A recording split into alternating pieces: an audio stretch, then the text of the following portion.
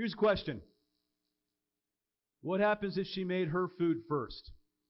Would there have been enough to make the food for the prophet Elijah?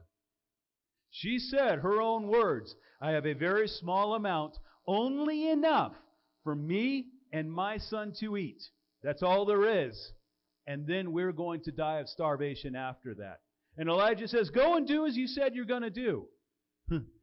Okay, I'm going to go and I'm going to make my little bit of bread and we're going to prepare to die. Go and do what you said you were going to do. But before you do that, bake my first cake. Bake me the cake first. Bake me the bread first and bring it to me. Wonder if that woman was going through her mind and saying, I'm going to make mine for the kid, and then I'm going to make mine, and then if there's any left over, that's what I'll give to God. You know how many times we do that and it doesn't work? You know how many times we said, Lord, there's only so much time in the day. There's only so much finances. There's only so much I can give. I will give you whatever's left after I do what I feel like I should do with my time, my resources. Doesn't work that way. Doesn't work that way. Instead, we need to say, Lord, I will give you my first fruits, and then I will live on the rest of it.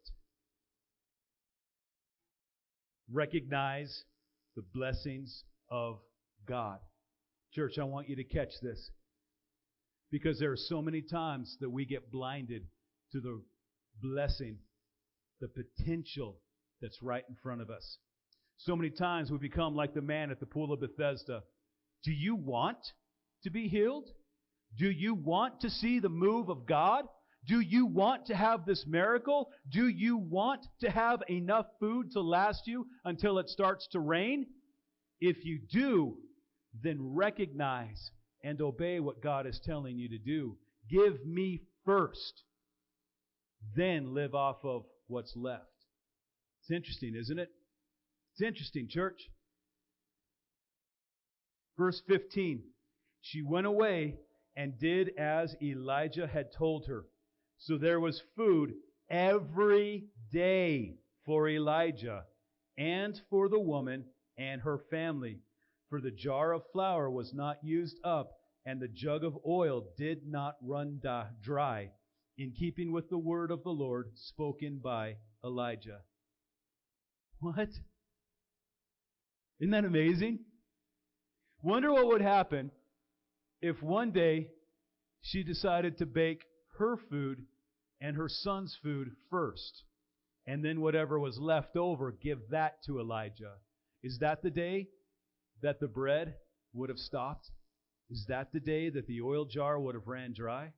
I don't know. It doesn't say that in Scripture. I'm just asking that. Something for you to think about. Recognize the blessings of God, church. And I want you to make certain that you know this. Know this, know this, know this. Rejoice when all hope is gone, because that is when God moves.